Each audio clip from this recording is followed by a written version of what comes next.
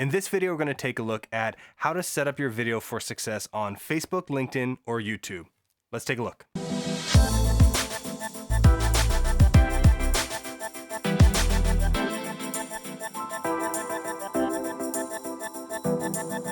Hey marketers, Nelson from Skylight Productions here. Like I said in the first video, I wanted to take this time to do a short video series to help you take a look at your existing video assets and see if they're performing in the way that they should be. We want to make sure you're getting a good return on your investment for your video production.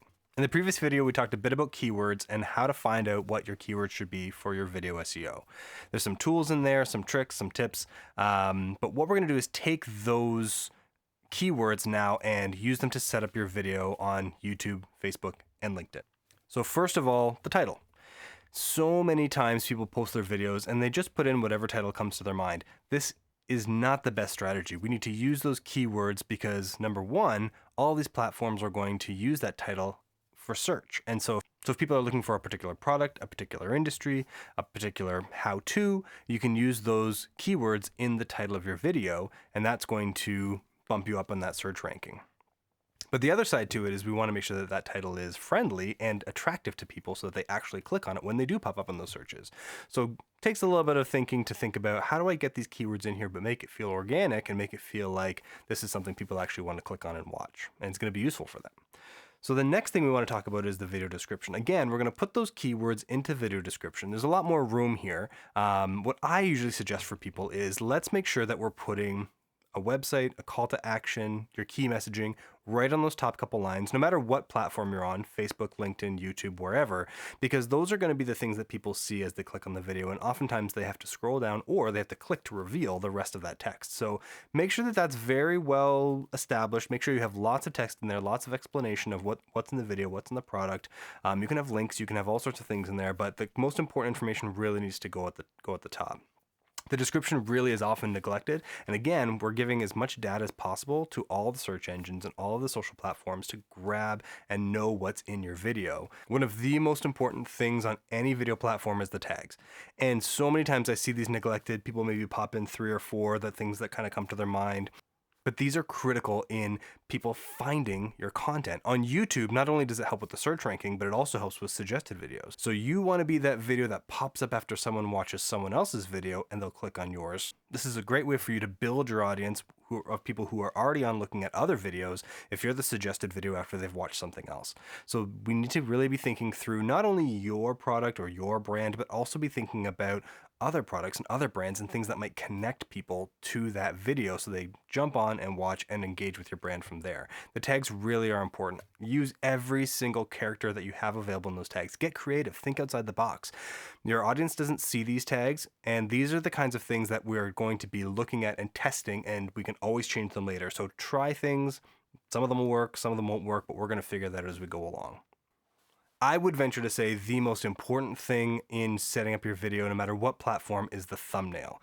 It is the first thing people see when your video pops up. It's either going to grab them and they're going to click, or they're going to keep on scrolling.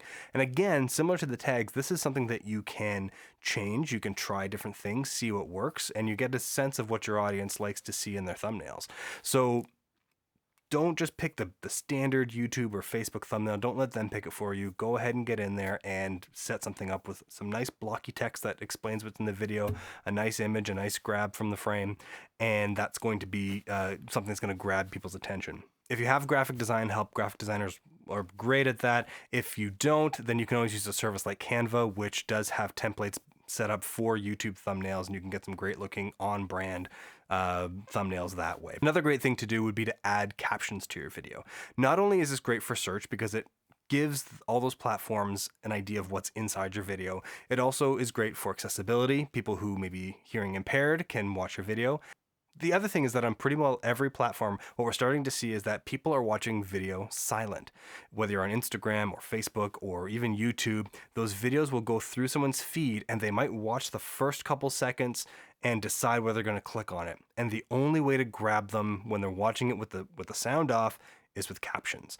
So there's some great services. You can get captions done really, really inexpensively. You want them in SRT format, and every platform you can upload those along with your video, and it will sync them up with the time, and so that they'll work great. We've used a service called SpeechPad in the past, which is basically $1 per minute of content. So it's not very much money if you have very short videos to get that SRT delivered. Upload that right to your social platform or to YouTube, and you've got your captions built in. Don't rely on the built-in transcription either. It's always terrible.